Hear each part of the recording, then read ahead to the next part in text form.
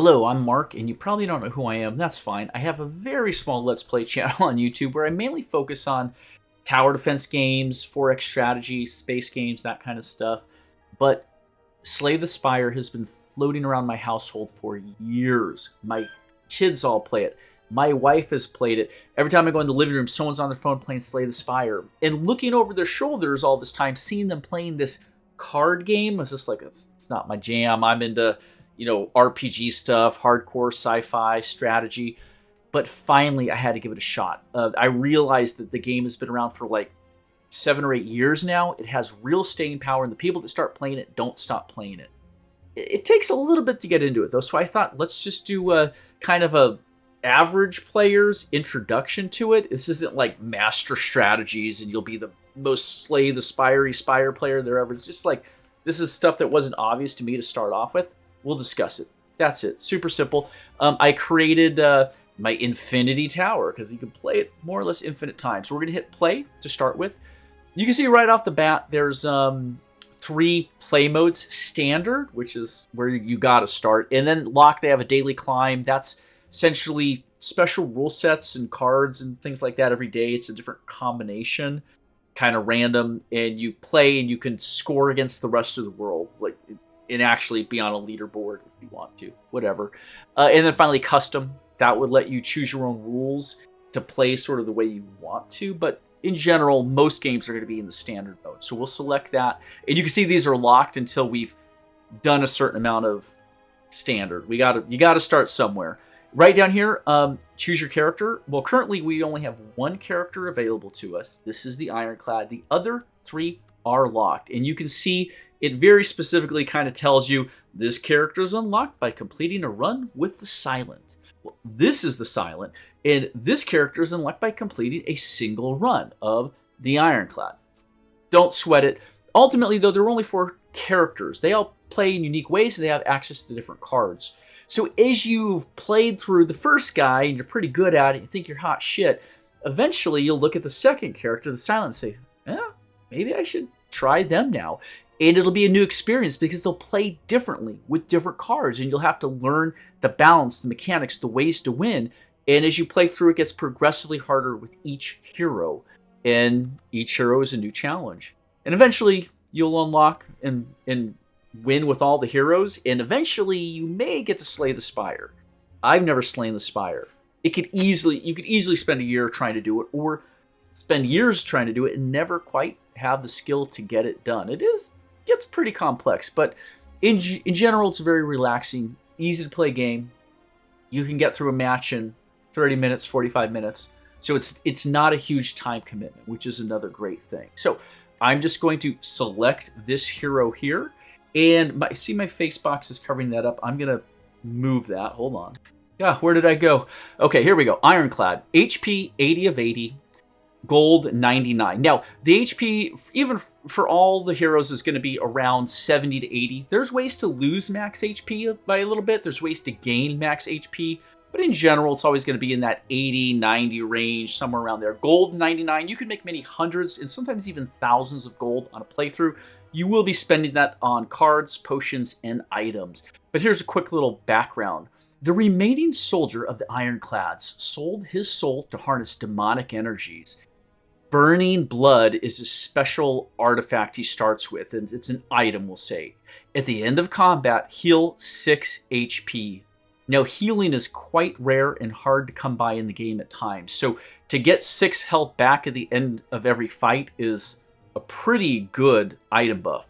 And here we go. 5 unlocks remaining for the Ironclad.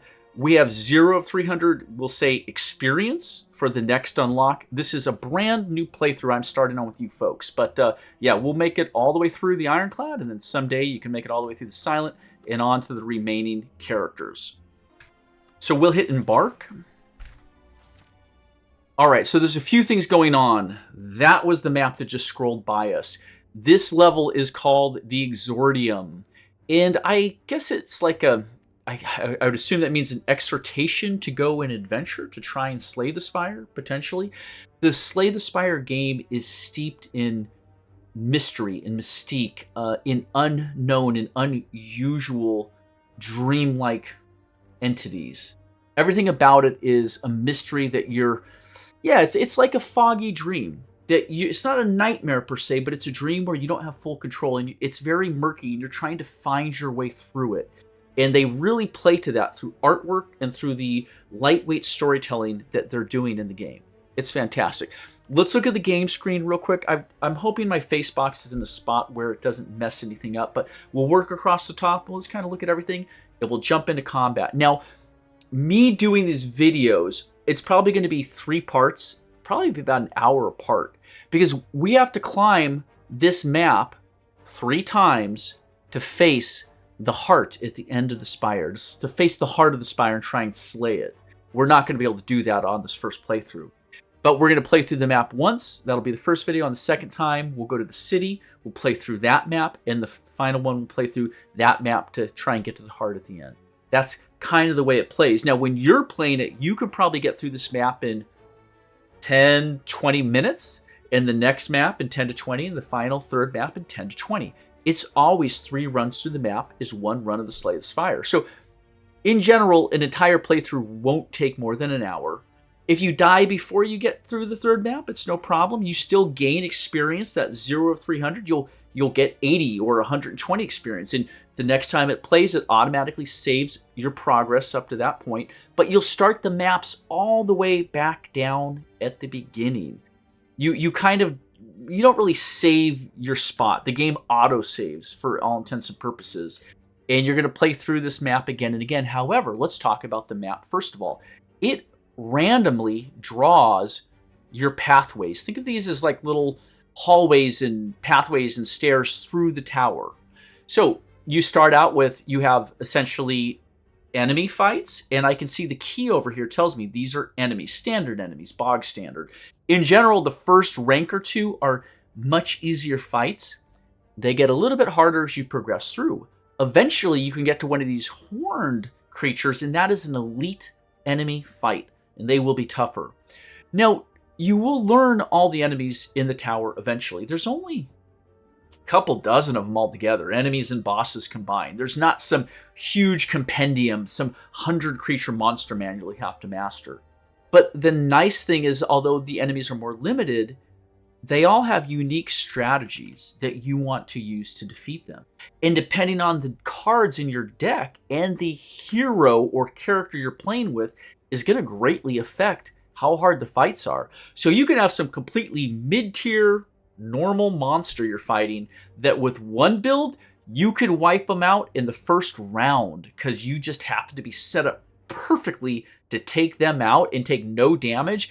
In others, you'll beat them in the end, but they've taken half your health down and you're sweating and you now aren't sure if you can complete the run through because you've been set back so badly by this enemy. That's the fun of it, is different mixes and matches work together really well and others just smash you apart. And you don't know what you're going to get because this is all randomly, dynamically generated with each run through. You'll notice up here in this upper corner, this very long alphanumeric code that represents tens of billions, possibly trillions of possible map seeds to generate a different map. The nice thing is if you ever had a playthrough, you're like, oh, I was so close, or I really liked the cards I was getting, or the relics I got. I would love to face that again. Just take a quick photo of this code up here, or write it down neatly on a piece of paper so you can tell the difference between the ones and the I's. You see, that's a 1, that's an I. It's a full 1 through 0 and A through Z. So that's 36 possible characters. And it's how many digits? 1, 2, 3, 4, 5, 6, 7, 8, 9, 10, 11, 12, 13 to the 36th power? Or is it 36 to the 13th power? It's probably 36 to the 13th power. Yeah, that's what it is. But that's got to be trillions of possible seed combos. Just FYI. So, you don't have to play that way. You never have to reload a seed. But you'll never see the same seed twice randomly. There's too many. In all of your lifetimes, all the players put together in the world probably have never seen the same seed twice, if I had to guess.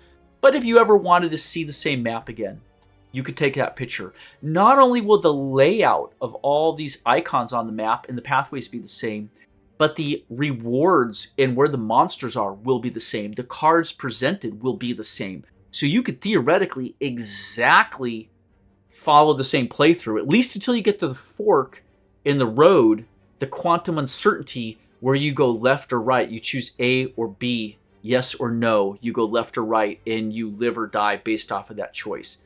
You can correct your mistakes and have a second chance at life. It's kind of cool that way. So let's look at the other icons real quick here. A question mark is an unknown. Could be a treasure, could be a boss fight. It could be some special quest. There are several little fun RP roleplay kind of quests in there that really kind of add a little bit of flavor to the world you're in. There's merchants, which are little money bags. That's where you can buy cards, potions, and items. You cannot sell anything, though. Be cautious. Your money is very limited, all right? Treasure room right here. That's right. Usually in the middle of each map, right darn set in the middle, you'll get a nice treasure box. You also can get treasure boxes by defeating bosses, and sometimes in question mark, unknown rooms, question mark rooms, you can find a treasure box. And they're always good. You just want treasure. Treasure's great. What else we got? Rest. Campfires. Yeah, at campfires, you're going to be able to rest a little bit should you choose to. You'll gain some amount of hit points back. I think it's usually 30% of your maximum, so it's not that much. You don't get all your health back.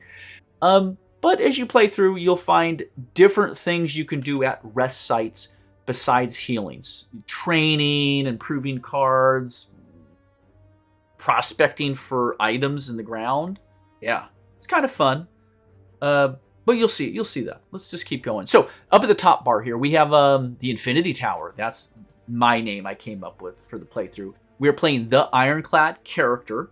We don't get to edit that name. That's our demon-fueled knight, we'll say.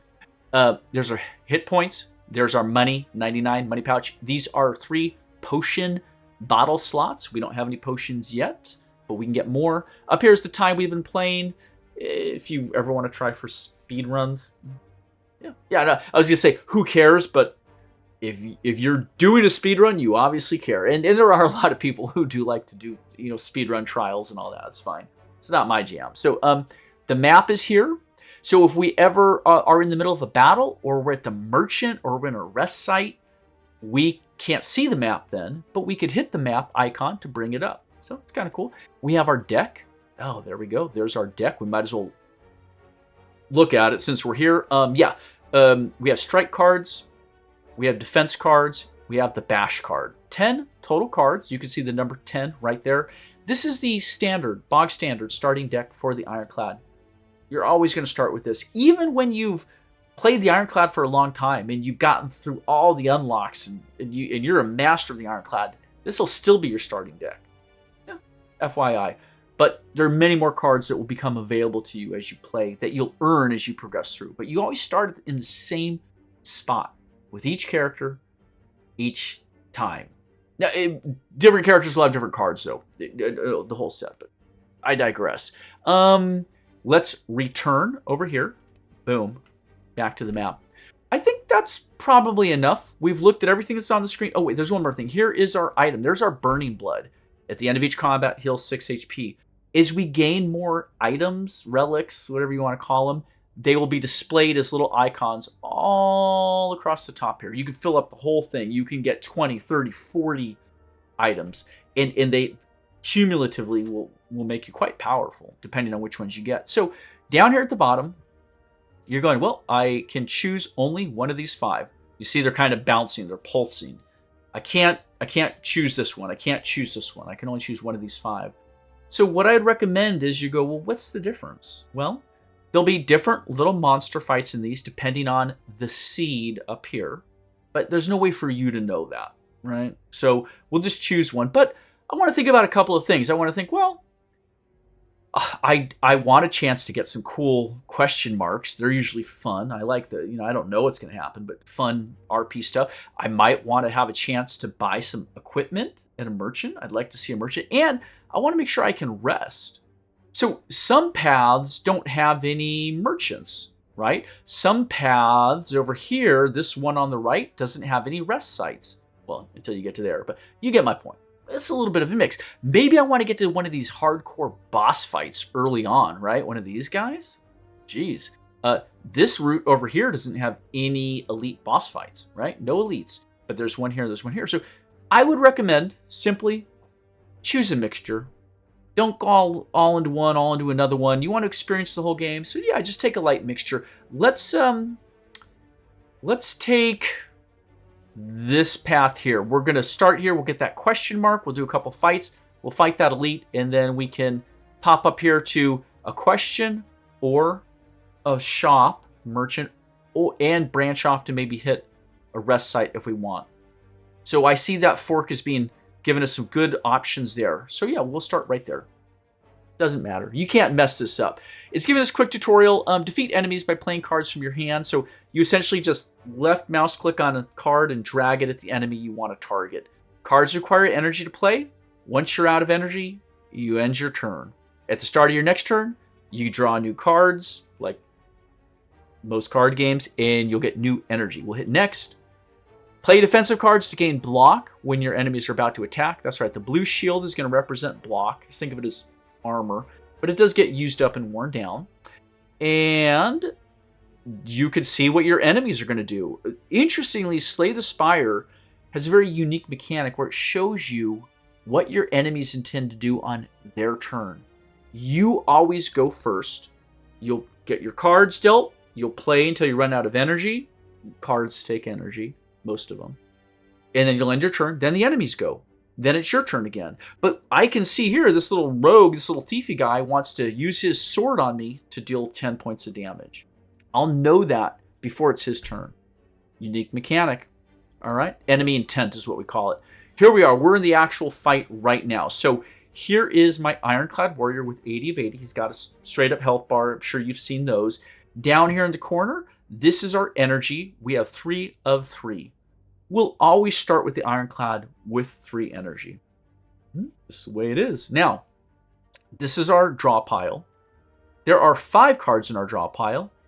These are the 5 cards we've been dealt. We'll always draw 5 cards in general. There's ways to modify this depending on the items you get as the game progresses. But as you start each one, you'll always be at 5 and 5. So I can click on my draw pile and see the cards left in it. I have 1 defend and 4 strikes. I will return back out of there. Now the trick is this draw pile is in random order. This is not the order that the cards are. And at the bottom, you can see right there, cards are shown sorted by rarity, not by the order they are in the deck. The computer is randomly shuffling your cards every time it shuffles your deck. Over here is the discard pile. Currently, there are no cards in it because we haven't played anything yet. So let's look at this. I would say, realistically, the game can be looked at as cards with efficiencies and synergies.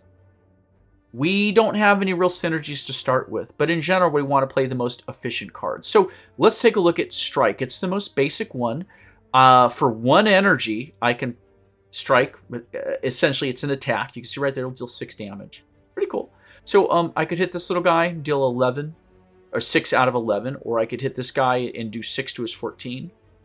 And I can see, let's look at the 2 little critters real quick. We have a louse and a lousy louse. This louse is strategic. He is going to inflict a negative effect on us. We don't exactly know what. And also we see the little roly-poly, the little blue curl-up ball there. The power is called curl-up. It's unique to these louses. Not every creature can curl up.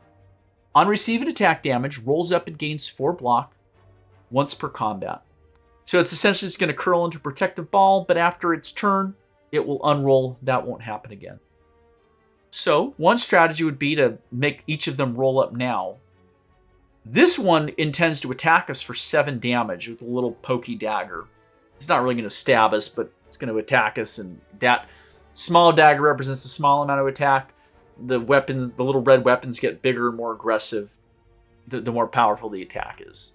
So the trick is, if I strike this one, he'll roll up into a ball, but he'll still attack us. He won't not attack. So there's a couple ways to look at it. Let's see. We could defend and gain 5 block. Let's do that. Let's start with that.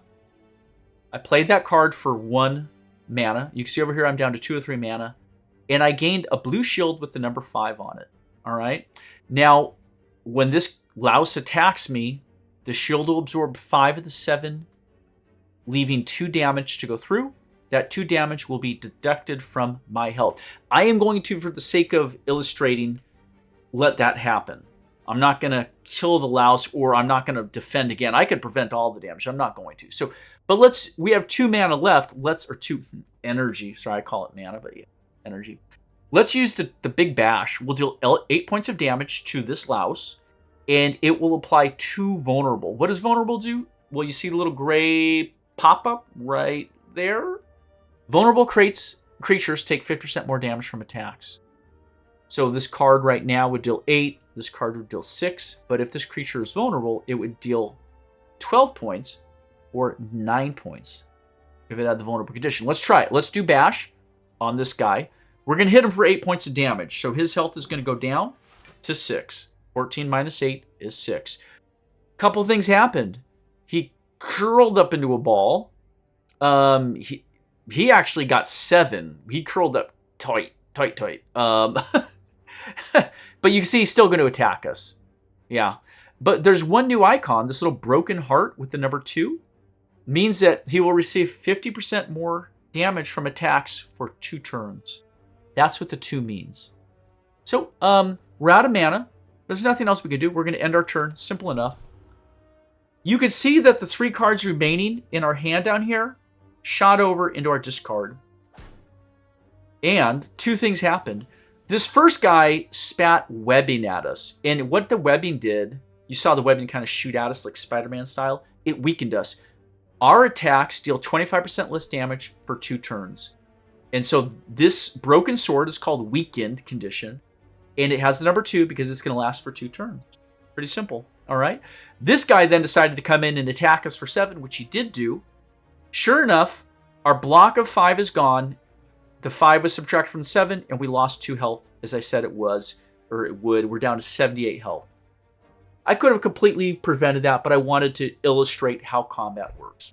No big deal. So, a couple things are going on here.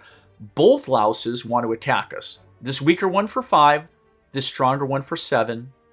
This one still has its roly-poly curl-up capability. Hasn't used it yet, because we haven't damaged it yet. But this one doesn't. And in particular, this one's vulnerable. It still has the vulnerable condition. So if I take my strike... Ooh, what happened to the 6? I thought my strikes dealt 6 points of damage. Well, they do. However, we are suffering from weakness. And what that is doing is it's reducing our damage output by 25% and apparently rounding up. Because we're losing 2 of the 4. 2 of the 6, reducing to 4. This is where it could get a little complicated, but don't sweat the math too much. I'm going to grab the strike card and just pull the arrow up. And I can see, if you look at the strike card now, deals 6 green. Because that louse is vulnerable. So even though we're doing weaker attacks, it's vulnerable, and that 6 will kill it outright. I'm going to do that right now because here's the benefit of killing this louse, is that it'll never get another turn to hit us for 7 more damage. Right? Because you might be thinking, well, oh, we only have 1 defend. Let's use it. Let's use the defend. Awesome. Now that 5 block will cancel out this guy, but we have no more defense. How do we stop that 7? We're going to get hammered for 7 points of damage because we can't stop 5 and 7. We don't have to. We're going to use one of our regular strike cards that are all the same. We're going to kill that thing outright. Boom. It's dead. It's gone. So we were able to mitigate that 7 incoming damage by just decapitating it. Now, we have the perfect play. No matter what this little louse does, hitting us for 5, we have 5 block, shield, armor, block, ready to go. It can't hurt us. But we have 1 energy left. We get 1 more card, so yeah, let's hit it. It's only for 4 points. Remember, this guy's not vulnerable, and we're weakened. That's why it's 4. We hit it for 4. It curled up and gained 4 armor. That would only matter if we had more energy. We could hit it again, but we don't. We're out of energy, so our turn's over. Simple. Boom. You can see we discarded the cards. Now watch over here, though. Don't worry about what he's going to do. We blocked it. Watch this. Watch this deck. All 10 of our cards are in the discard pile. Right there. No more cards. If there are no more cards to draw, your discard card pile is shuffled into the draw pile. So whatever order the discard pile is in, doesn't matter. It's going to computer shuffle it and put it back over here. Got it. There we go. All 10 of those shot over to here. And then it dealt us 5 more. Now, if we go into the draw pile, a defend and 3. Is that what we had last time? It's making it hard to make my point. It's supposed to be randomized. I'm going to assume it is. We have a very few number of cards, so don't sweat it. Here we go. 3 defends, 1 strike, 1 bash, blah, blah, blah. Okay. You know what? I think we can just kill this guy outright. He's only got 7 health left. He doesn't have any more curl up. So let's hit him with the bash for 6. Boom. He's down to 1 health. He's vulnerable. We'll take our strike. 6 points. Vulnerable, weakness, blah, blah. So you see there's a lot of moving parts going on there, and that I way overthought that. But ultimately, we only took the 2 points of damage the first round. I probably could have stopped that too, but no big deal. I knew that our Burning Blood at the end of the combat would heal us for 6.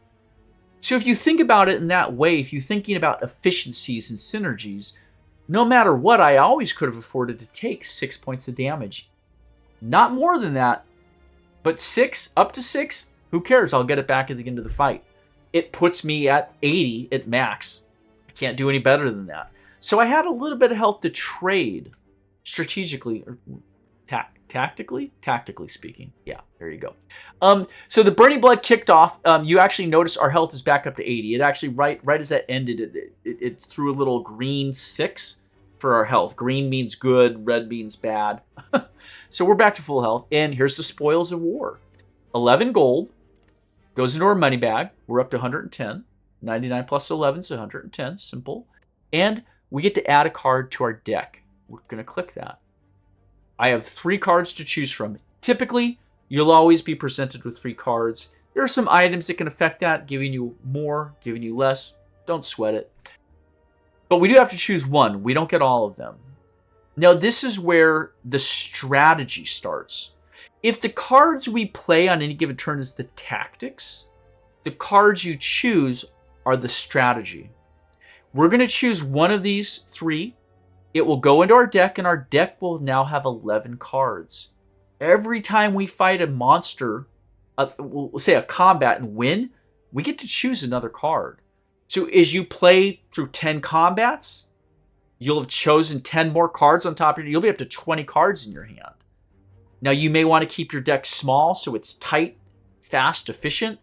You have powerful synergies you're working at. Or you may be like, I just want to choose cool cards. And you could bloat your deck to 40 cards. But then you can't reliably count on any one card coming up because you've got so many. You're only getting 5 per draw. So there'll be all sorts of crazy cards in there you won't see very often. You might go through a whole combat and not see some of your favorite cards if you have a big deck. All right? Let's just look through these real quick. Clash, 0 cost. That's nice. It's for free? Well, can only be played if every card in your hand that you're holding is an attack. It'll deal 14 damage. That's monstrous. 14 damage is a lot. Early game, mid game, late game, 14 is a really big number. For free, it's more efficient. There's no synergy going on, but it's more efficient than the other cards. It's more efficient than Strike. Strike costs 1 energy and only deals 6 damage. This costs 0 energy and deals 14 damage. Way more efficient. But if we have any cards that aren't attacks in our hands, we can't use it. So Bash is an attack, and our 5 strikes are attacks, but the 4 defense cards are not. Trade-offs. Let's look at Clothesline. For 2 energy, we can deal 12 damage, which is good. That's like 2 strikes put together. That right there means it's as efficient per energy as a strike. 1 energy to 6 damage, or 2 energy to 12 damage. It's 100% efficiency ratio to a strike card. However, it also applies 2 weak to the enemy. If you recall weak, that we had weak, the broken sword on us, we can put weak on the bad guy, and their attacks deal 25% less damage to us. It's a good card. It's slightly more efficient overall than a strike card. The energy and damage output's equivalent to a strike card, but with the benefit of applying 2 weak. It's not bad. And the final one is Warcry. Also a 0 mana, but this time this is a skill. This is not an attack. Right here, skill. Discard 1 card. Put a card from your hand on the top of your draw pile. Exhaust. That's a very specific card for a very specific strategy. I don't think we're going to delve into right now. But anytime you exhaust a card, it will remove it until the end of combat. You will get it back after the end of combat. There's no way to really permanently lose cards in the game. So within a combat, you might burn up cards. They might disappear, get exhausted. But at the end of every combat, all the cards in your deck will come back to you. Don't sweat that. But yeah, we're going to skip on Warcry. Let's try Clash. Let's grab Clash, and that's it. Tip, chests will always drop a relic. So these are relics. They're items. They call it relics for flavor, but yeah, ultimately it's a bunch of items you're holding on to. But yeah, cool tip. We'll proceed. We're back to the map. Whew, we did it. You'll notice up here now, our deck has 11 cards. There's Clash. So there's the 5 strikes, the 4 defenses, the single bash, and the single clash. And we'll hit return. And yeah, proceed. Here we are. Okay, so now we only have 2 options. You can see these other pathways are closed off to us. Again, only the pulsing icons are available for you to move to. So we've really drastically narrowed down where on the map we can get to. All the myriad of options are now much smaller myriad at this point. Is it even a myriad anymore? It's hard to say. We can do another combat, or we can do unknown. Let's do the unknown. I want to jump right into it. I don't know what's going to happen. Ooh, here we go. It's a special event. Bonfire Spirits. You happen upon a group of what look like purple fire spirits dancing around a large bonfire. You see these adorable little guys are throwing cards into the bonfire, burning it up. We will hit continue. The spirits toss small bones and fragments into the fire, which brilliantly erupt each time. As you approach, the spirits all turn to you expectantly. They want you to throw something into the bonfire. They really seem to enjoy that. Offer. Receive a reward based on the offer. Now, there's no other buttons. This blue-gray button here, we can't back out. We have to offer them something.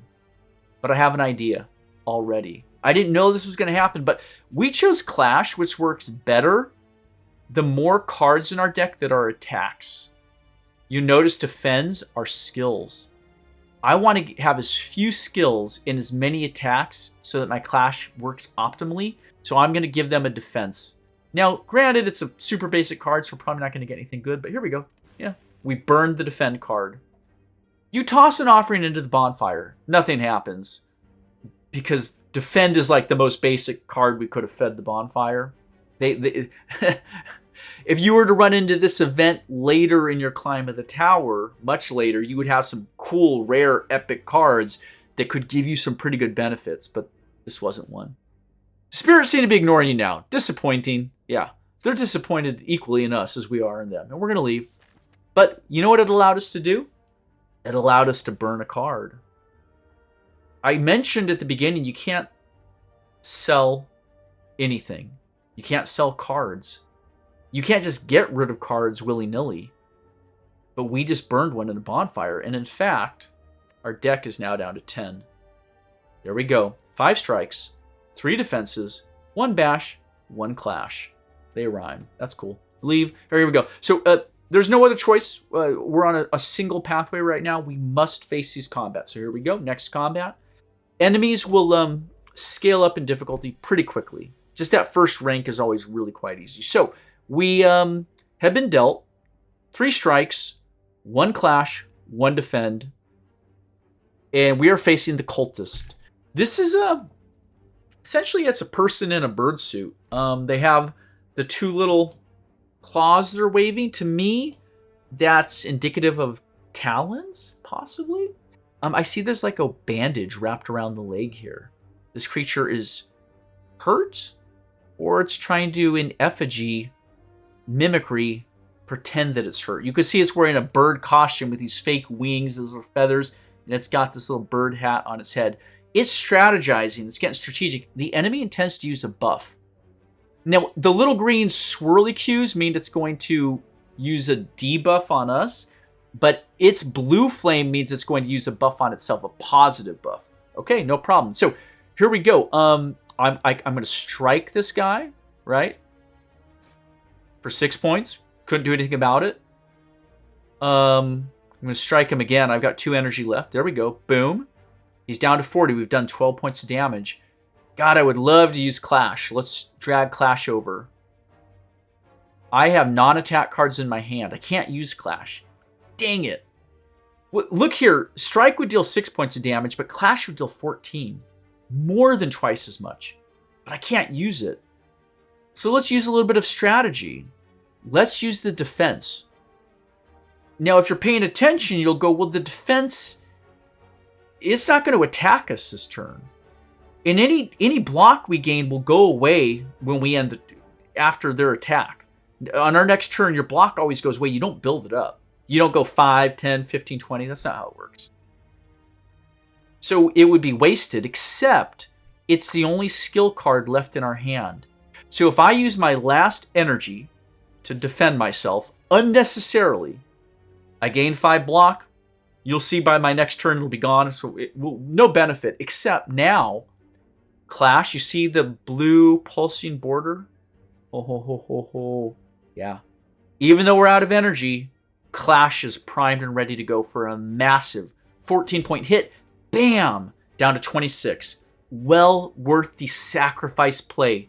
The tactic of skipping on the strike to burn an unnecessary defense to get the Clash out. Sweet. Our turn is over. We're out of energy. There's nothing else we can do. We end the turn. Now watch the cultist. Incantation. Ritual. Caw-caw. So I don't know if you guys can hear that. You're probably getting a little bit of the music, but he's a bird. He's caw-caw. This is super sweet. Okay. Well, here we are. Next turn. Notice my block is gone. Right? It clears out every time. You don't get to piggy bank it. Right? You can't save it up for later. But let's look at the cultist. They intend to hurt us. They're going to aggressively attack us, poke us for 6 points of damage. That sucks. And they have a new buff on them. The Ritual Feather. They're pretending to be a blue bird, right? So it's the feather ritual they did on them. Little magic, right? At the end of its turn, gains 3 strength. Okay. Now you'll notice this is a green 3, not a white 3. When we had weakness 2 or vulnerable 2, the broken heart, the broken sword, they had a white 2 or a white 1. White means that it counts down. 3, 2, 1, 0. When it's at 0, it's gone. Those are essentially, think of like, it's like a curse or debuff, but it wears off eventually. Or it's a positive buff. It's giving you strength, but your muscles slowly wear away. A green, though, doesn't wear away. So this guy's strength, his beefiness, his muscles are going to get stronger by 3, and stronger by 3, and stronger by 3, over and over. This is an enemy, if you don't kill quickly, if you dilly-dally too long, will become massively strong.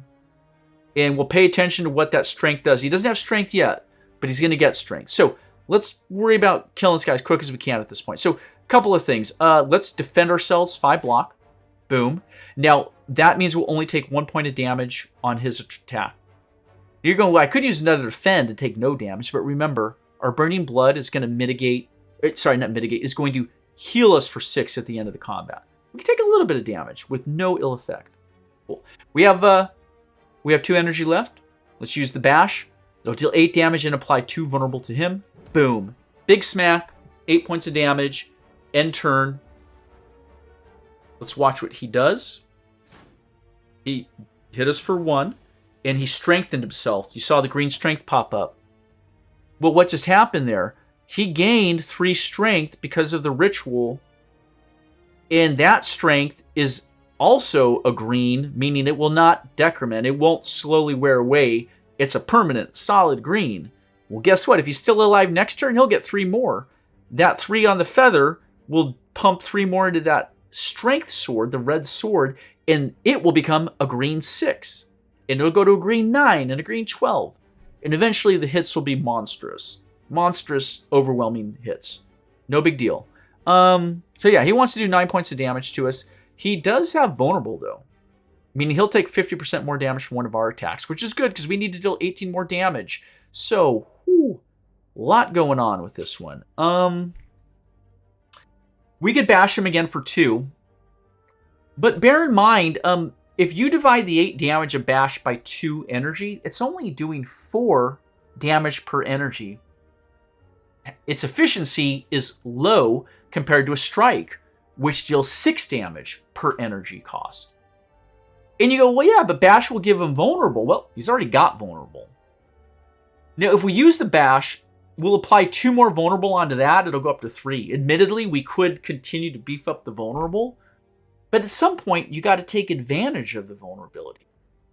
You strike while the iron is hot, while the enemy's heart is broken. This is a perfect time to use strike to deal 9 points of damage. You look how the 6 went to 9 green. Now, you may be thinking, why isn't it just say green 9 all the time? Right? The creature's vulnerable. Why does it just automatically show that green 9? I only get that if I use the arrow. Because what if we're fighting, like with the louses we fought 2, what if we were fighting 2 cultists? And only 1 was vulnerable to Broken Heart. That's why the cards don't automatically update the damage output.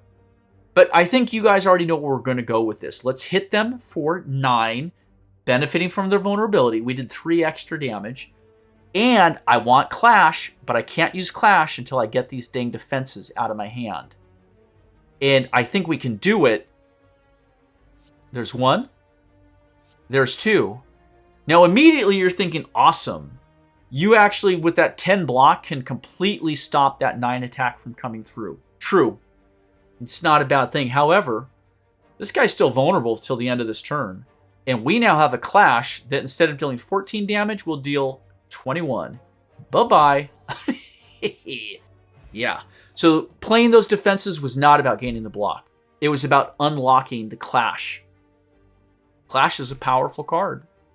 Basic card, but it's powerful. Here we go. We get some loots. Loots, baby. Yeah, 12 gold. Yes, please. Swift Potion allows us to draw 3 cards when we drink it. Now, anytime you use a potion, it's one and done. You get 1 use and it's gone. So we'll save it for this particularly important moment. But yeah, we'll take it. No reason not to. Up here at the top, you see Swift Potion with 2 empty potion slots.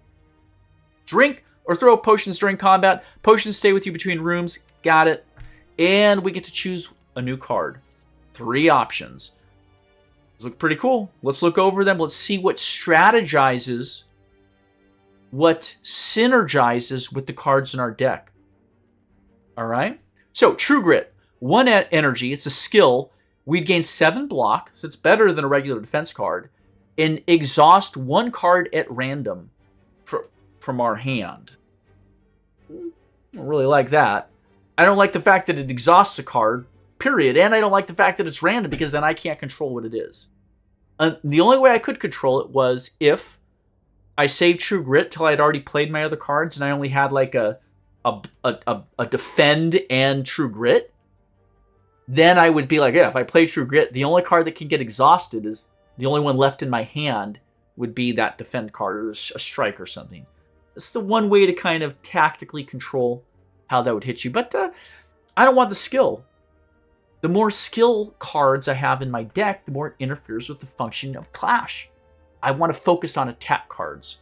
In general, the Ironclad's really good for that strategy of just attack, attack, attack. It's a guy in armor with the big sword. He's out there to club stuff to death. We have the Anger card. I like this one. 0 energy cost. It is an attack, so it works to our strategy of our deck. Deal 6 damage. Well, that's cool. That's as good as a strike. 6, but 0 energy. That's really good. Way more efficient. Remember, the game is about efficiency of cards and synergies of cards. And your strategy, which is about your deck building, plays into how efficient some of your cards are and how much they synergize. Okay? So, add a copy of this card into your discard pile. Anger. If we play Anger, Anger will go into our discard pile. But per the text, it will add a copy of Anger into the discard pile. There'll be 2 Angers into the discard pile. What's going on? You're getting more and more angry. Very cool. Very cool. Now, any cards that you gain in that way during a combat, you don't keep after the combat's over. So if a combat were to drag on for a while, you could potentially get to 2, get to 3, get to 4 Angers in there. However, at the end of the combat, they will disappear. So it's possible that your draw pile and your discard pile and even your exhaust pile all combined have more total cards than your actual deck. But you'll know that if it's ever a question, you can always click on your deck. This is the true keeper cards, the keepers, the ones you don't lose. All right, it can be a little confusing, but I'll try and hit on all that. I hope you guys are having a good time. I am. This is 46. We're 46 minutes in. We've only finished our second step. It's gonna be broke. We're gonna break this up into a few 1-hour videos, I guess. Yeah, we'll have to. But okay. So Anger's really good. Anger is really good. And then finally, Rage. 0 energy. I like that. I don't like that it's a skill. Whenever you play an attack this turn, you gain 3 block. Essentially, for 0 energy, for free, essentially, you play this card when you start your turn, and all the attacks you deal, right? You're striking, you're bashing, you're clashing, right? Yeah. You're attack, but you're getting 3 more block. So it's now making each attack not only deal damage, but it also defends you. It's offense and defense together when you can play Rage. That's pretty cool. Will this mess up our clash? It won't. Because anytime we draw Rage into our hand in a combat, because it takes no energy, we'll play it first. We always can play it first. It costs nothing. So if we see Rage, we go, oh, Rage. Play Rage, obviously. Now, it's not in our hand anymore. It no longer can interfere with Clash. So this is a skill worth taking. Boom. There you go. Proceed.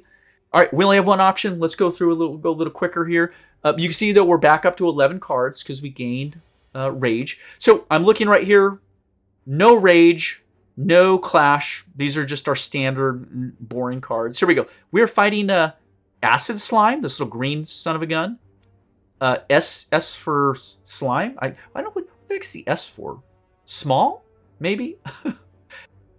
Yes, that is what it is. Because here is the Spike Slime. He's the gray slime with little... Those aren't ears, folks.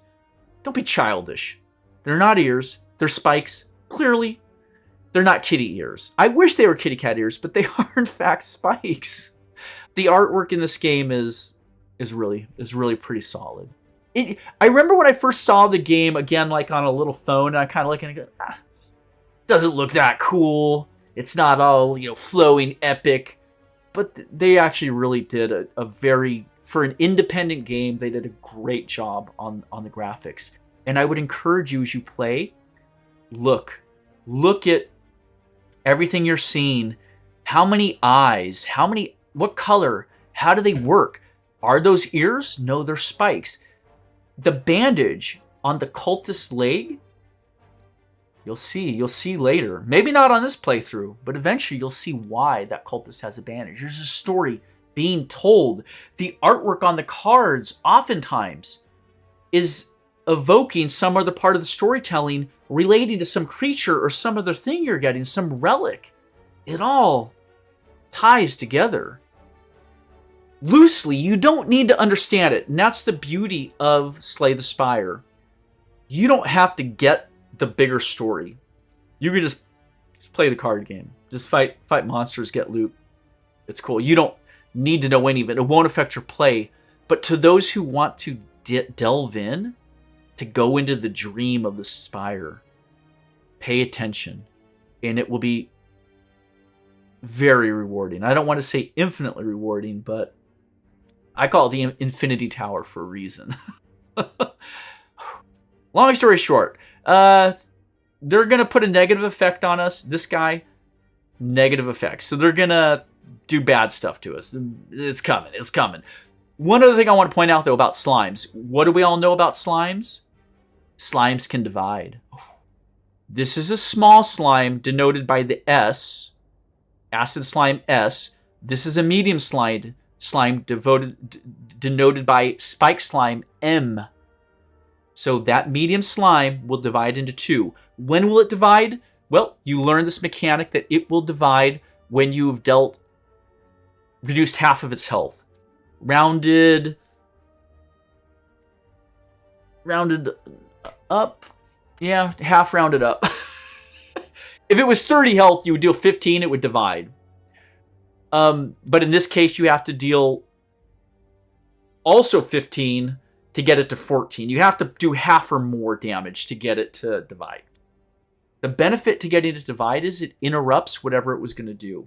Say that gray guy had a red sword 11, and you're like, crud, it's going to hit us for 11 damage. You deal 15 points of damage, and instead of hitting you, it will spend its turn dividing. This is just a little bit of a tactic. Okay. Long story short, what the heck are we doing? We don't need to defend because they're not going to attack us. They're going to slime us. Sons of beeps. All right, here we go. What do we want to do? What do we want? Let's kill the little guy. I think we killed the little guy all the way out. Let's try it. 8 points of damage. Takes it to 3. Vulnerable 2. There we go. Boom. That was all of our energy, but he's completely dead. That was a safe move because this guy wasn't going to attack us anyway. We have to end our turn. Here comes its lick. Lick. You're like, excellent. I really like that. More licking, please. What did the lick do? The lick made us frail, obviously. Corrosive, we'll say. Corrosive lick, sure. Our armor is now slightly broken. The blue shield is cracked, right? There's information in the graphics. Beyond the words, there's information in the imagery. Gain 25% less block from a card for one turn. We know that it's one turn because it's a white one, meaning it will decrement. It will wear off. The lick saliva will eventually dry out. Congratulations. And the spike slime strategizing again. It's still not going to attack us. Fine. I don't care. If you don't want to attack us, fine. However, here's our rage card. You can see it has the blue pulsing border all around it here, right?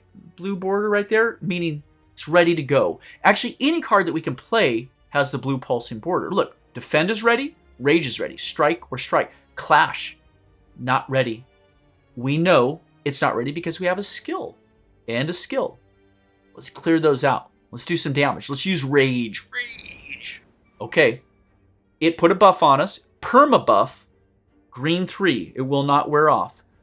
Whenever you play an attack card this turn, you'll gain 3 block. Now, it's going to get a little weird with the numbers because we have frail, but don't overthink it. If you know how to round up or down with all of it and the fractional stuff, it'll be fine. But here we go. The defend is not giving us 5 block. It's giving us 3 block because we have been licked. We're frail. So again, it's rounding up in the favor of the detriment. I guess debuffs, meaning bad effects, round up. So 25% is turning into a -2. However, no, this will work. Okay, here we go. Let's throw the defend out there. We gain 3.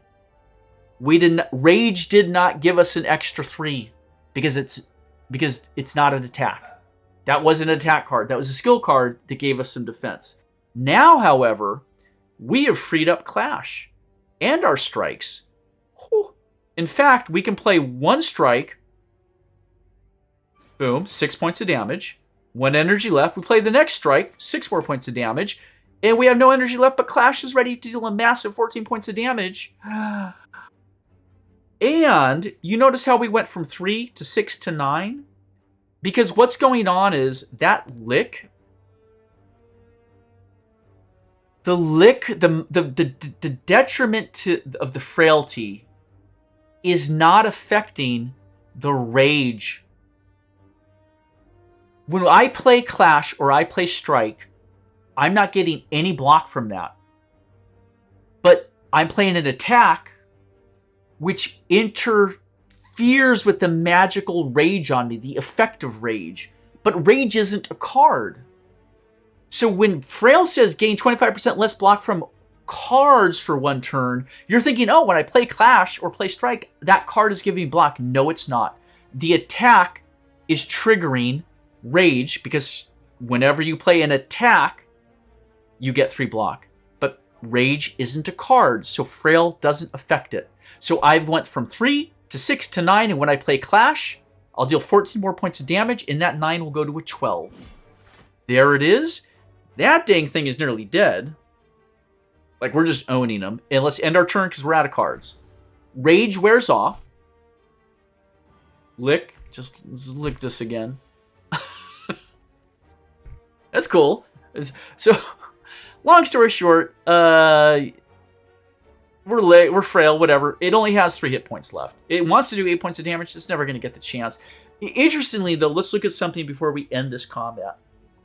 The red knife and the green swirly small behind, it's doing 2 things. Strategically, the enemy intends to inflict a negative effect and attack for... So that's right. You can have an enemy who will attack you and defend itself with the blue block shield or block and negative... There's combinations of stuff. But watch visually to know. You can just look there and see, oh, negative strategic swirls as well as red weapon attack. 2 things. It's never going to get the chance, though, because we're going to just strike it. I could play Rage. Sure. Doesn't matter. And then I can strike it. Doesn't matter. It only had 3 hit points left. All we had to do was deal... When the fight's over, the fight's over. You don't need to overthink that. If you were playing for a time trial, trying to play the fastest playthrough, or on a given seed, the seed number up here, anyone can put that seed in and play the exact same game as you. So you could have people that go for world records on a given seed. I don't know if people do that. Maybe. There might be some really cool seeds with some unusual stuff. And people time trial it. Yeah. So how quick you play your cards would matter in that case. Spoils. Yes, please. 13 gold. And we'll choose a new card. Whirlwind. It's an X card, meaning it's just a multiplier. If we put 3 energy in, it's 3 times. Deals 5 damage to all enemies X times. So if we spend 3 mana, that'll be 15 to all enemies. Pretty powerful card, actually. Now, granted, that would burn up all of our energy. And you're saying, well, how do I decide what X is? Well, when you play an X card, it takes all the energy you have left. So if you play it first when you have 3 energy, it'll be 3 energy. That's it. You get 1 card, done. If you got 2 energy left, you got 1 energy left. If you have 0 energy, you can still play an X card. But then it's 0 times. So 0 times 5 is 0. It does nothing. There may be, I point that out though, because there may be some rare synergies. How you built your deck and your relics, your magic items up here, that give you little benefits when you play a card. Even if the card itself does nothing, you've put a card from your hand into your discard, you could get some effect. So in certain builds, having X cards and going after X cards might be a really smart strategy. I don't know if we need it. The one thing I like about Whirlwind, though, is that it does hit all enemies. So if you're facing 2, 3, 4 enemies, that is possible. You could hit them all with 1 card. It's pretty cool. Twin Strike. It's an attack. Deal 5 damage twice. To 1 target, so hit. And it's a little odd. You go, why doesn't it just deal 10 damage once?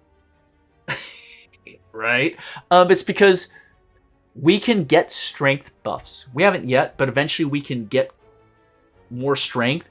And if we were to say have +3 strength, it's every time you deal damage, it adds 3. So instead of doing 5 and 5, it would deal 8 and 8 for 16 points of damage. Now let's go back to our supposition. Why not just deal 10 damage once? Because that card would deal 10 damage plus your 3 strength would deal 13. That's less than 16. So this is a card that would benefit from having access to strength bonuses. You can pump it up. There are cards out there like Sword Boomerang, another attack, deals 3 damage to a random enemy 3 times. Why not just deal not? If that's a little tricky, it's doing a lot of things. A lot of things are going on there, but ultimately, you're going to deal 3 damage 3 times, but it's going to be to random enemies. So if you only have one enemy, all 3 of those attacks, there's no one else to randomly hit. So that guy will hit 3, 3, 3. And if you're buffed up with an extra 3, say strength, it could do 6, 6, 6. Now that card just dealt 18 points of damage for only 1 energy. Or if there's littler critters around, several, it might go 3, 3, 3, bouncing around. Interesting card. These are both pretty similar. I like them both. At the base, we have no strength buff yet. We don't have a relic that gives us strength, nor a card that gives us strength, nor a potion that would give us strength. So this is all hypothetical. So let's look at the efficiency of the card, considering nothing else. 1 energy will deal 9 points of damage, 3 times 3. 1 energy will deal 10 damage, 5 times 2. This is the more efficient card for damage output. I mean, compare it to a regular strike. Regular strike is 6 damage once. Twin strike is 5 damage twice. It's just a better strike in all cases, pretty much. There might be some rare instances where it wouldn't be better, but yeah, it's more efficient. And then Whirlwind is okay. Deals damage to all enemies. Maybe we should take Whirlwind. They're all attacks. Let's take Whirlwind. This is why. Even if we only have 1 mana, and you're like, we'll deal 5 damage for 1 mana. That's a little less efficient than a strike. It's nearly equal to a strike, but it'll hit all enemies. Even for just the 5, 5, 5, we could be facing 2 or 3, 4 enemies. That's the only way so far we have to hit multiple enemies. So we're going to take Whirlwind because it hits all. It's not random. It hits all every time. Pretty good. Let's proceed. Another combat. Here we go. We're up to 12 cards, by the way. We're slowly building up. Here is our enemy. This is the Slaver. Ooh. This cruel barbed hook. A net here. That's a net to capture people, to make slaves out of them. Pretty gruesome. This guy deserves death. We're going to give it to him. Aggressive 13. Yeah, is this going to attack us? Not a lot we can do about this here. This is tricky. I think we're just going to have to suck it up and take a hit. Defend. We can mitigate out 10. Take 3. Yeah, here we go. Block is to 10. We're going to take 3 damage. That's all right. And, well, we could Whirlwind him for 5. No. Better to use the strike for 6. We only have 1 mana left, so this is a more efficient use of our 1 mana. There we go. And you notice now Whirlwind has become ready to cast. Let's do it. We have no mana, though, so it does nothing. You go, oh, well, you just discarded it for no reason. When I end my turn, any unused card's going to discard anyway. So Whirlwind's in there. We'll get Whirlwind back. They're just demonstrating. So he hit us for 3 points of damage. You knew that would happen. Now, this attack is less potent. Not 13, but 8. However, Swirly, he's strategizing. He's going to do a negative effect and hit us for 8. So that's why he lost powers, because he's going to do a negative debuff on us. Okay, we know immediately. Rage first. Rage. Excellent. What else can we do? Well, let's attack. Let's attack the heck out of him. I don't need to worry about defending so much, because I know as we play our attacks, our rage will give us block. Yeah. Here we go. Let's bash first. 8 points of damage. Applying vulnerable 2. Now our strike will deal 9 damage. Hitting him pretty good there. That's a pretty good hit. It's down to 26 health. But yeah, we have 6 blocks, so we'll only take 2 points of damage. Here we go. And let's see what this debuff is. You notice our rage wore off there. It's gone. He made us vulnerable. Son of a beep. Dirty son of a gun. Yeah, we're vulnerable. So his attack of 12 will hit us for 18. I believe. I believe. I think that's what would happen. Can we kill him? What's going to happen? He's vulnerable still, though, for one more turn. Let's see what we can do. Let's mess this guy up. By the way, our rage went away, so that is what it is. Let's... Yeah, I don't think we can kill it. Can we kill this guy outright? 0. Well, listen, in order to get Clash out, we have to get rid of Defend. We have to. Boom. Okay. Will that help us? We'll see. We'll see. And now is there a way to kill him? With 2 energy and Clash, which is for free. He's already vulnerable, so we don't need to use Bash. Remember, Bash is less efficient right now because he's already vulnerable. So let's do Strike for 9. Strike for 9. That vulnerable is really helping us out. And here comes the big Clash for 21. Goodbye. I don't know if you guys can hear him cry as he dies. It's wonderful. He goes, ah! It brings a smile to my face every time, dirty slaver. Here we go. Spoils. 19 gold. And we get to choose a card. Where are we at? Oh my god, we're an hour. I can. I'm probably going to have to... Oh, do I just keep going? Do I just keep plowing through here? You can, between rooms, between combats, you can save where you're at in the tower run. I mentioned that you can't... Your progress is automatically saved in the game, whether you live or die. But yeah, if you haven't died, you can back out of a game by using the little settings wheel up here. You can save and quit. And then when you come back in, you'll be essentially right here at this loot reward window or something. You can just pick up where you left off. But you can't have multiple saves, FYI. So let's return. Don't worry about all that for now. Next card. True Grit, we've talked about. We don't want it. We don't like the random exhaustion. Sever Soul. 2 energy. It's an attack. Exhaust all non-attack cards in your hand. Deal 16 damage. It's interesting. And then Blood for Blood takes 4 mana. I'm not even going to read it. Well, we don't have 4 mana, but costs 1 less for each time you lose HP this combat. Deals 18 damage. If you're taking a lot of damage, that would work pretty good, but we don't really have that option. I think Sever Soul is our best option. Why? Because say we were to draw 2 or 3 of our defense cards, and we didn't, we might, we got a long way to go. We're going to have like 20, 25, 30 cards in our deck. We could have a hand dealt to us that has a bunch of skills or some powers, and we can't use our Clash.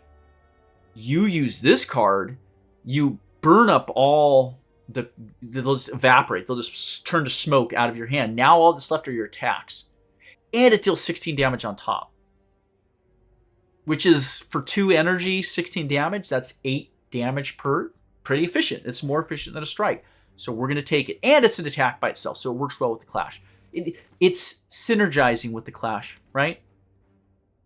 If we ever have, say, 3 defense cards, and Sever Soul and Clash in our hand, rather than playing all the defenses, we would Sever Soul for 2 energy, burn up the defenses, or maybe play 1 defense, then Sever Soul, bringing up the other 2. We gained the 5 block from the 1 defense, got rid of these 2, dealt 16 damage, and then can still play our Clash with no energy left, dealing a total of 14 plus 16, 30 points of damage in that hand.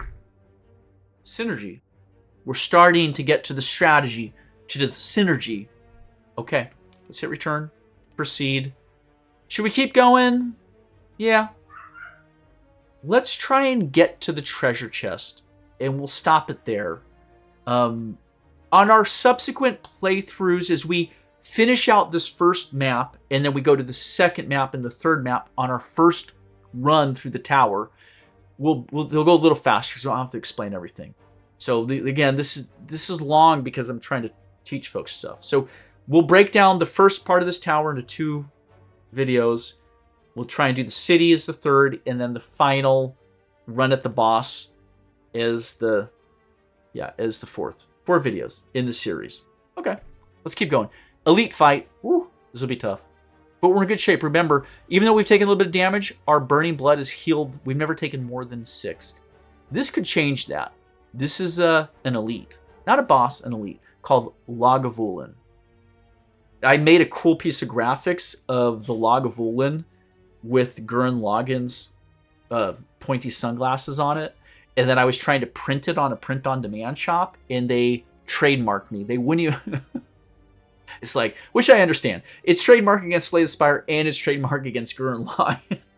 But I was just like, I want my t-shirt with Gurren Lagavulin on it. But I have the artwork. I might I'll put a link to it for free somewhere. I don't know. Maybe on a Discord someday if anyone wants it. If you have the ability to print your own t-shirts or stickers. But I just can't sell it, apparently. Which I get. Okay. But it's a fun piece of art. And I did hand draw it. So like free. I like the log. Yeah. Okay. I thought it was good. I even colorized it. Here we go. Sleeping. This enemy is asleep. Metallicize. At the end of its turn, gain 8 block. Okay. So yeah, you can see he's sleeping. Means he's not going to do anything. We got to wake him up by attacking him.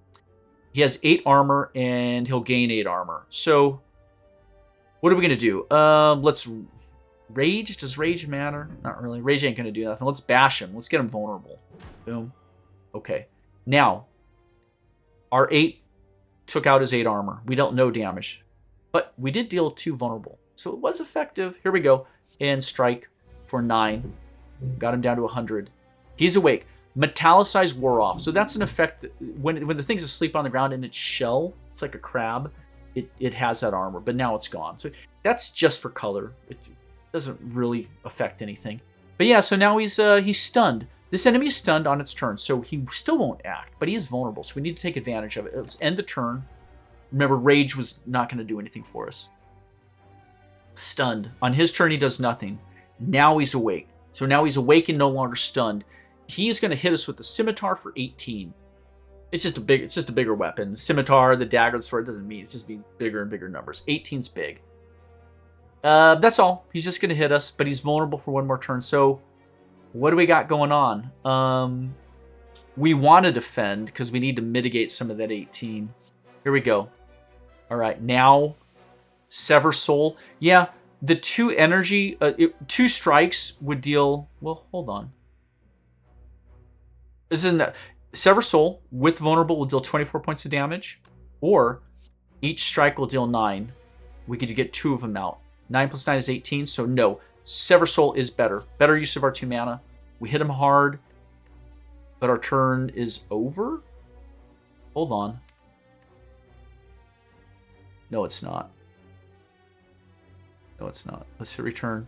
This is a tough fight. We want to win. This guy's going to hammer us.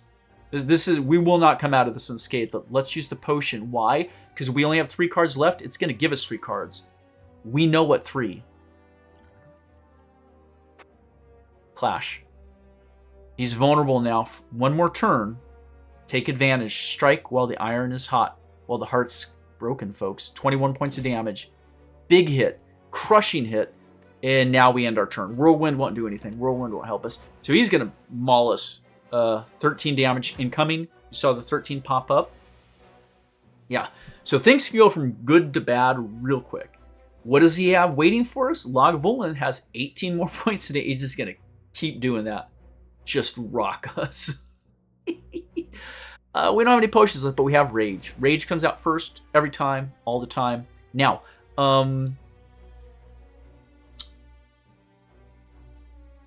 I think we're better off attacking all 3. Remember, each strike, the Rage will give us 3, but Rage only benefits on attacks. If we play defense for 5, Rage won't trigger. So the difference is 5 block or 3 block, but no damage from the defend. So I'd rather deal 6 damage, 6 damage, 6 damage, and gain 3 block, 3 block, 3 block. So that's what we're going to do. There you go. And ultimately, we're out of energy. But yeah, so we'll stop 9, but we'll take 9. Gonna hit us hard. And at this point, we're well beyond what our Burning Blood can mitigate out. we're not going to be at full health after this fight, but we're going to try and win still. Okay. This kind of stinks. I can't. Clash, bash. So he's not going to attack us. He's strategizing. He's going to use a negative effect on us. Cool.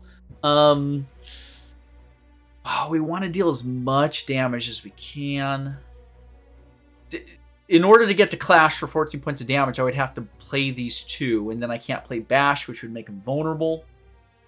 It's not super obvious, but I kind of would rather just have the 14 plus the 16 and get him down to 17 health. I think that's the best way to do this. Otherwise, I play these two and deal 20 points of health, or I can do 14 points. No, we can get even more if we get the bash. Let's do the bash. Let's do the bash. This is why, because now the strike will deal 9. So that came to 8 plus 9 was 17, whereas had we gone the clash method, we would have simply dealt 20. 1 strike, the clash, and the 2 defense. So we lost 3, but now he's vulnerable for the next turn. End the turn. Oh, yeah, we had to end the turn because the defenses prevented us from playing the clash. He siphoned soul. He did 2 things to us. If you notice, his icon showed 2 different little... There's green swirlies and something else. So look what he did to us. He gave us a dexterity negative, a -2, meaning decreased block gain from cards by 1.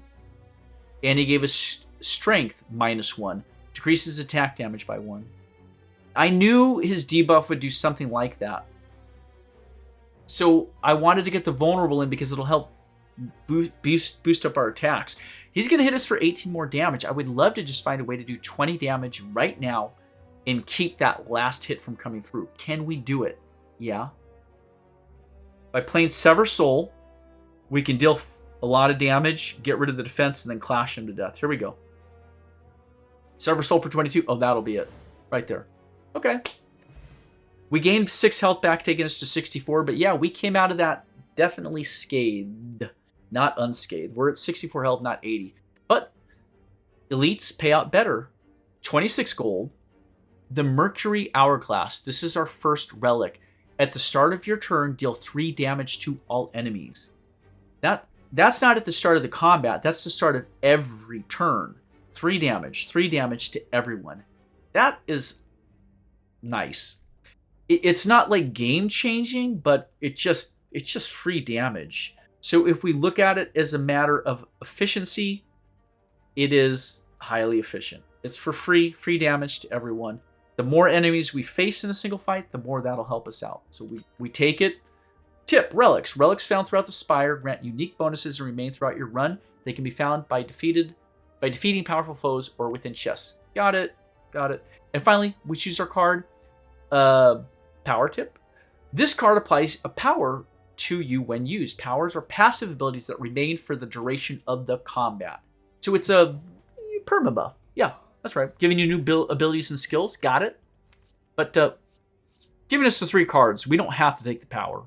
It just was explaining what it's the first time we're seeing a power card. Here we go. Pommel Strike is an attack, 1 energy, 9 damage, and you draw a card. It's not bad. It's way better than a strike. Efficiency-wise, Pommel is more than 50% better than a strike. Metallicize, it's a power. I want to be a little careful because powers don't count, are not attacks in reference to how our clash works, right? Now, we could burn it off though with rage. No, not rage. Sever Soul would burn away a power as well as skill cards. Let's return. But at the end of your turn, gain 3 block. Every turn, you'll get 3 block, 3 block, 3 block. So it's kind of like a baby defense card. You pay the 1 energy 1 time, preferably early in the fight, but then every round after that, you'll gain 3 block. It's good. It's highly efficient. Powers are some of the most efficient cards in the game, especially if you can get them out early. And then finally, Armaments. It's a skill. I don't like so much. 1 energy. When I say I don't like it, there are plenty of strategy decks I would build that I would love these cards. But right now, the direction we've chosen to go early on, they're less good. But gain 5 block on this turn only. Upgrade a card in your hand for the rest of the combat. We haven't done any upgrades yet. You haven't seen that. But every card we've looked at can be upgraded by 1 tick to make it more efficient. Higher efficiency. It's not bad. Trying to think. The bummer is power in metallicize and armaments both interfere with how we use the clash. Pommel Strike's a good card no matter what, but we don't have any really strong synergies going yet. Let's grab metallicize just so we have a power card and we can see how it works. Right? It's good ideas. This is a tutorial. We're meant to demonstrate how stuff works. So we'll take metallicize. We'll proceed. Okay, we're closing in here. I can go question mark treasure chest, or I could go shop combat treasure chest or shop rest treasure chest. The nice thing is I have 2 pathways that potentially don't have any combat. So unknown question marks can still be combats. So if we really want to play safe, we go this way. I'd love to hit that rest shop and get our health up the rest of the way. Let's do that. Let's go to the merchant for the first time. Okay. Now, we could talk to the merchant. We could skip the merchant, but we'll click on him. So here's the merchant. Is an unusual character that travels around with their merchant rug throughout the tower. You find them. Now, the merchant, your mouse here is the merchant's hand and finger. So cool. You can see over here, the merchant has a tag on the rug that says not for sale. You can't buy the rug. But yeah, we got 3 things to look at. Cards, relics and potions, and card removal service. For 75 gold, it's expensive, I could take a card out of my deck. It's one of the rare ways. Remember, we burnt a card early on with that event? This is the other way to get cards out of your deck. Okay, so up at the top are 5 ironclad cards. You see the red border, right? That's the color of the ironclad. These are all good. And down here are gray cards. There's only 2 of them. These are not ironclad specific. These are general cards that any of the 4 characters could potentially have access to. And then here we have some actual relics, right? Say we buy the toolbox, it will go up here. Right up here. It'll be an item. They're expensive. They're usually the most expensive thing. We also have some potions. I don't usually buy potions from the shop. Try and find them randomly in combat. We have so little money. You can see we're only up to 180 coin. Potions are one-time use. Rarely are you going to want to buy a potion here. We don't need to remove a card right now. We don't have any... Most of the cards fit pretty well with what we're doing. So let's look at these 6 cards available. These are too expensive. We can't afford the tornado in the bottle. We can't afford the bottled lightning. We can afford the toolbox. At the start of each combat, choose 1 of 3 random colorless cards and add the chosen card to your hand. It's an interesting item, but because it triggers on each combat, it slows down play, and we're already playing slow enough. I'm not saying it's bad at all. I'm just saying for what we're doing, we'd have to... Every combat, look at the 3 and then choose one of them temporarily for that fight. We don't want the hassle. Okay, but everything else is within our price range. Let's look at Apotheosis. 2 energy. It's a skill. Upgrade all your cards for the rest of the combat. Exhaust. That's good. Super efficiency. You'd want to get it in your hand early. But once you spent the 2 energy... Your entire deck is now upgraded. Every defense, every strike, every clash, every bash is now the improved version till the combat's over. It's a good card. It's less good, though, if you get into the 3rd round of a fight and the enemy only has 4 health left and you're like, now I got Apotheosis and I don't need it. Trade-offs. This one here is a little hard to read, but that says Deep Breath. I know my face box is kind of in the way. It's a skill. 0 cost, though. This is a for free. Some of the for free stuff's kind of like dinky, but it doesn't cost anything. Shuffle your discard pile into your draw pile, draw 1 card. That's super specialized. We don't have a need to do that. Here's Anger, we looked at earlier. Anger, 0 energy, deal 6 damage, add a copy of this card into your discard pile. Kind of like that. More free damage. Blood for blood. Again, this is one that requires you to be hit. You can see here, that looks like a slaver's hook to me, right? That's the weapon the slaver had, and that is the ironclad fighting them. Pretty cool. Offering, 0 cost. It's a skill. Lose 6 HP. Not permanent, but just in the combat. Gain 2 energy. Draw 3 cards and exhaust this card. So you're only going to get this card once per combat when it comes up. It's a little blood offering. Yeah, a little sacrifice ritual. A little of your blood, but you get some energy, you get some cards. Pretty cool. Warcry. 0 mana. It's on sale, by the way. That's why it's 23 gold. It's super cheap. So you look for the sales tag. Draw 1 card.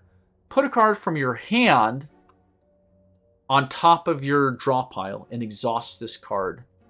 It is, again, a very specialized tactic, which we're not going to get into. Why you'd want to draw a card and then take a card from hand and put it on top of your draw pile just to get it on the next turn. No, we don't need to. But here's Inflame. It's a power card. 1 energy, gain 2 strength. That power will be with you for the whole combat. It doesn't wear away. It can't be taken away. Not bad. I want that. I want that one. Now, it makes Clash harder to use again. What else could we do, though? Oh, now I can't afford Offering. Out of our price range. That's fine. Let's jump over to Anger. That works in all cases with our deck. So we're going to buy Anger, and we're at least with 58. We don't need to spend anything. There'll be other merchants in our playthrough. That's good. Let's leave. Proceed. Bye-bye. And we'll go to the rest site. And I think that's where we're going to end it. So here we are at the rest site. 2 options. Typically, you have 2 options. One is to rest. Heal for 30% of your max HP. In our case, that would be 24. 24 is more than what we need. We're only down 16, but it would get us back to full health. Not a bad option. The other option is to smith. Upgrade a card in your deck. I want to rest, but let's do this to see what upgrading means. Ready? Here we go. FYI, you only get to choose one of those. You don't get to do both. So we're going to be stuck at 64, but we're going to end it here. We're going to upgrade the card, and then I'll save, and we'll stop at an hour and a half. Here we go. Select a card to upgrade. I chose Strike. I'm not going to confirm it, but it would turn it from a 1 energy, 6 damage, to a 1 energy Strike plus. The plus in the green in the title means it's improved, but now it deals 9 damage. That's a 50% bonus for the same amount of energy. It's pretty good efficiency, but we don't want that one. Cancel. Let's look at a Defend card. Defend goes from 5 block to 8. That is more than a 50% increase. So it's even more efficient than Improved in Strike. But okay. Bash. Damage goes to 10, but Vulnerable goes to 3. So that's 3 rounds of Vulnerable instead of just 2. Damage goes up just a little bit. It's not bad. It's not great. Clash. Damage goes from 14 to 18. Nothing else changes. That is way less than a 50% bonus. Even though Strike goes from, only gives you 3 more damage. Strike goes from 6 to 9. That's only 3 more. This gives you 4 more. And so you're thinking immediately going, this deals more damage. This is 0 cost.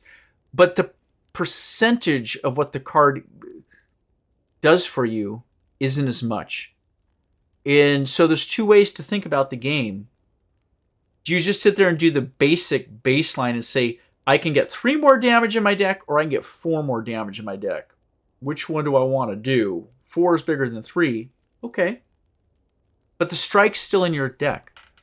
It's still going to end up in your hand. You got to use it. You actually got a lot of strikes. You got 5 strikes. Now you can only when you upgrade a card, you're only doing 1 card at a time, uniquely. So out of the 5 strikes, only 1 will be improved. But what it means is when we're getting our hand dealt out, we have 2 normal strikes and 1 regular, and 1 improved strike, and we're going, they're all strikes, but one's the better strike. It tells us use the good strike, use the improved strike. You were never going to play all three anyway. I mean, you see how often we leave cards unplayed. But what it's saying is that, yeah, you have a good strike. Play that one when it's a choice between more than one strike, or in the rare instance where we have to discard a card, or there's an event, right? A roleplay event that's having us burn a card up. Well, you'd keep your good strike, your improved one, upgraded, and you'd get rid of the basic one. Right? So it makes one strike much better relative to the other strikes in your deck. That's a theory. What else do we have here? Rage. Rage works the same way, except the block is 3 per attack, or 5 per attack instead of 3. It's more than 50%. Yeah, not bad. Whirlwind. That's good. 8 damage per energy spent to all enemies. Now it means if we just spend 1 energy on the whirlwind, because we only have 1, it's better than a strike, and it hits all enemies. That's pretty good. It's more than 50%. Sever Soul. Exhaust all non-attack cards until 22 damage. Well, that's a big 6 point bonus. Not bad. Cancel. Metallicize. Everything's the same. It goes from 3 to 4. That's small. That's a 33% increase. It's not getting a lot more efficiency for us. Inflame. 2 to 3. It's only 1 extra strength, but that is a 50% bonus. It's considerable. It's considerable. That would be worth looking at. And then finally, Anger. 6 to 8. Not quite 50%. Well, there are a lot of good options. The one that stands out to me, though, is Whirlwind. We don't really use Whirlwind, but when the time comes that we want to hit all the enemies, and if we even only have just 1 mana, or if we maybe have 2 or 3 or more mana, it's going to hit hard. It's going to hit everyone. I'm going to improve Whirlwind. It's not what our deck is built around, but yeah, I like it. And we'll hit proceed. We're on to the treasure box. I'm going to save that for the next one. That's long enough. We're 92 minutes. If you watch, thank you so much. Yeah. See you on the next one. Next week? Midweek? I don't know. Whenever. You'll find them. They're out there. Take care.